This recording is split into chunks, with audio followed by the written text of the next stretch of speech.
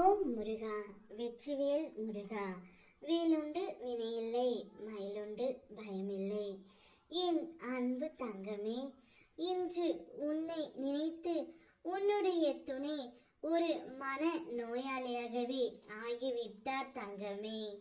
நீ அவரை விட்டு எதுவும் தெரியாமல் புரியாமல் பிரிந்து வந்துவிட்டாய். அதை எண்ணி எண்ணி அவரும் அனுதினமும் தவித்து கொண்டு இருந்தார். யாரோ ஒருவரின் பேச்சை கேட்டு உன்னுடைய துணை இப்படியெல்லாம் நடந்து கொள்கின்றார். அவர்கள் யாரும் உன் துணைக்கு நல்லது எதுவோ அதை சொல்லி தரவே இல்லை.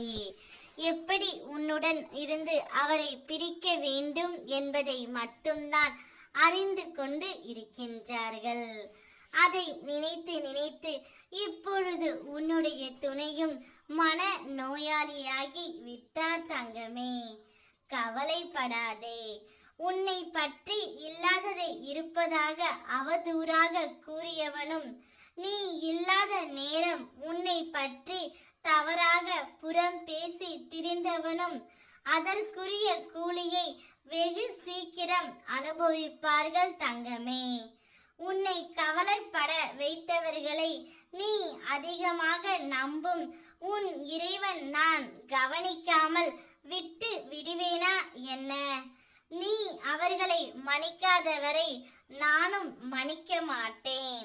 அவர்கள் யார் யாரெல்லாம் உனக்கு தீங்கு செய்தார்களோ அவர்களுக்கு தக்க தண்டனையை நான் கொடுத்து விட்டுத்தான் அடுத்த வேலையை பார்ப்பேன்.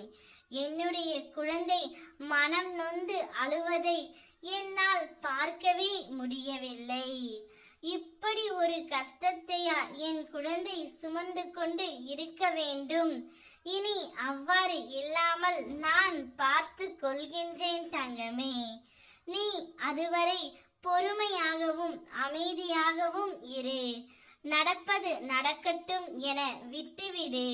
அனைத்தையும் என்னுடைய முருகனப்பா கண்காணித்துதான் வருகின்றார்.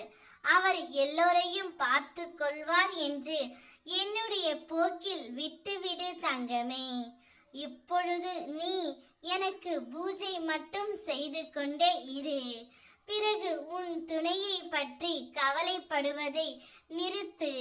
நிச்சயம் அவர் கூடிய விரைவில் குணமடைந்து உன்னிடமே திரும்பி வருவார். அதற்கான சூழ்நிலையை நான் உருவாக்கி தருகின்றேன். இன்று உன்னை நினைத்து மன நோயாளியாக இருந்தாலும் நாளை நிச்சயமாக தெளிந்து உன்னிடம்தான் வருவார். உன்னிடம் தானாகவே இனி வா, நாம் இருவரும் சேர்ந்து நம்முடைய வாழ்க்கையை வாழ்ந்து காட்டலாம் என்றும் கூறப்போகின்றார். அதற்கான சந்தோஷத்தை வரவேற்க நீ கொண்டாடு தங்கமே. வேலையை நான் தொடங்கிவிட்டேன் உனக்காக. ஓம் முருகா, வெற்றிவேல் முருகா.